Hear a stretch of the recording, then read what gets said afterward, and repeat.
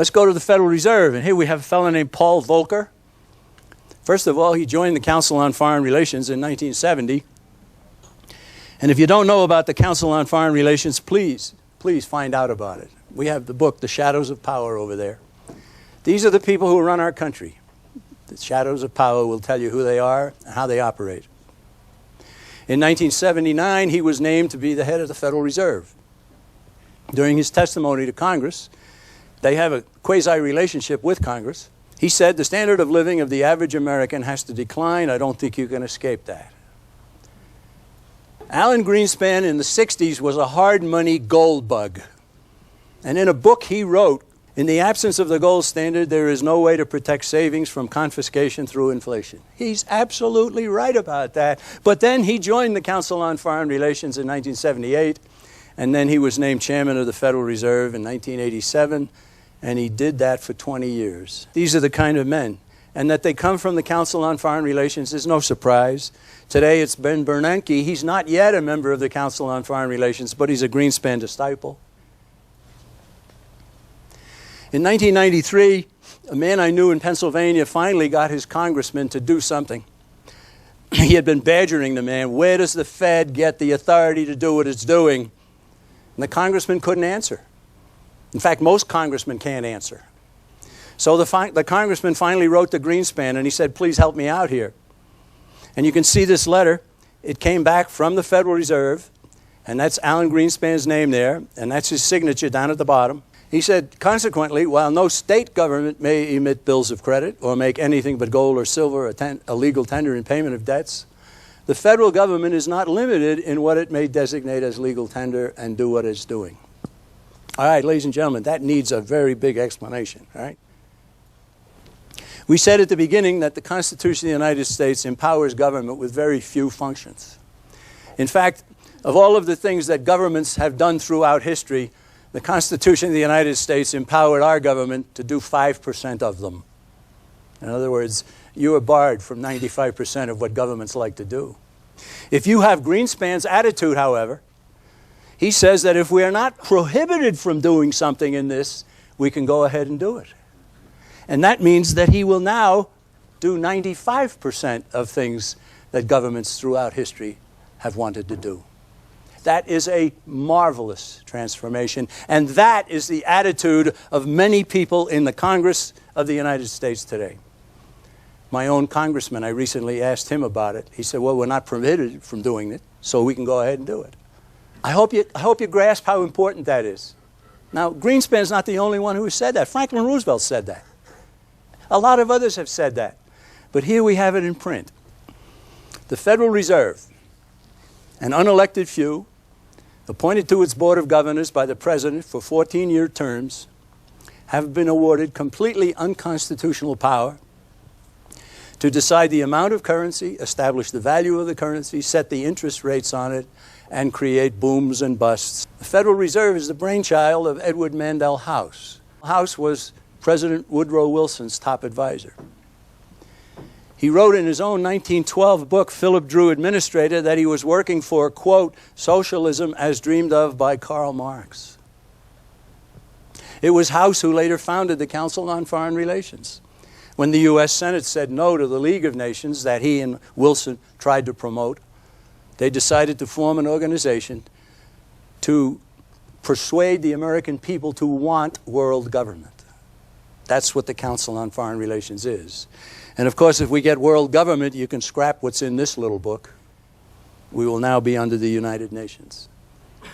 I put a quote at the bottom here from the famous leader of the Rothschild banking empire. Let me issue and control a nation's money, and I care not who writes the laws. Because if I control the nation's money, the people who write the laws will do what I want. That's what he said. And that is so true. There were a few who saw the danger in 1913 when the Federal Reserve was created. Senator Henry Cabot Lodge, Sr. of Massachusetts, he said, the bill as it stands seems to me to open the way to a vast inflation of the currency. Charles Lindbergh, the father of the famous aviator, was a Republican congressman from Minnesota. He said the new law will create inflation whenever the trusts want inflation.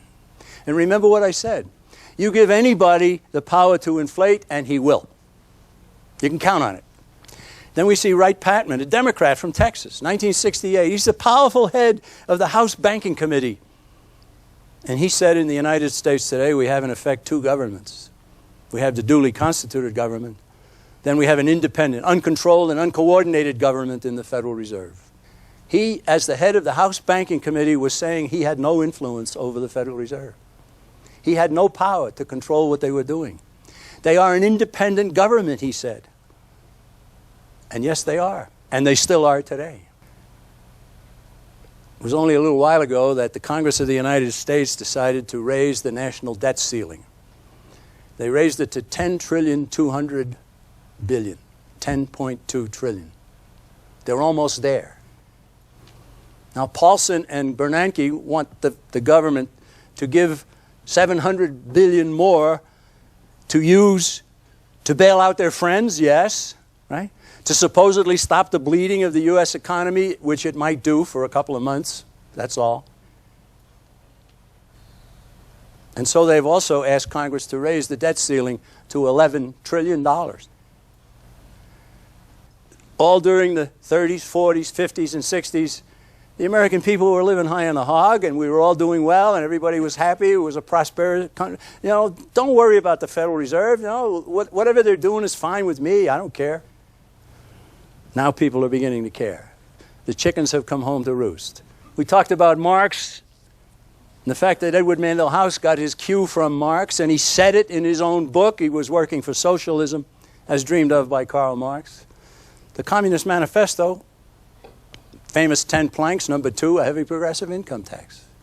Number 5, centralization of credit in the hands of the state by means of a national bank with state capital and an exclusive monopoly. That's the Fed, except that we've gone one step beyond even what Marx wanted. He wanted it in the hands of the state. Ours is in the hands of a private entity known as the Federal Reserve. You've all seen an individual tax return, so let's talk about income tax for a while. It accounts for 40% of government revenue. Where does the other 60% come from? Well, it comes from legitimate taxation. There is a form of taxation in the government, excise taxes and so forth. And it comes from borrowing. Now, if they borrow, where do they borrow from? Right now, they're borrowing from China. They're borrowing from China.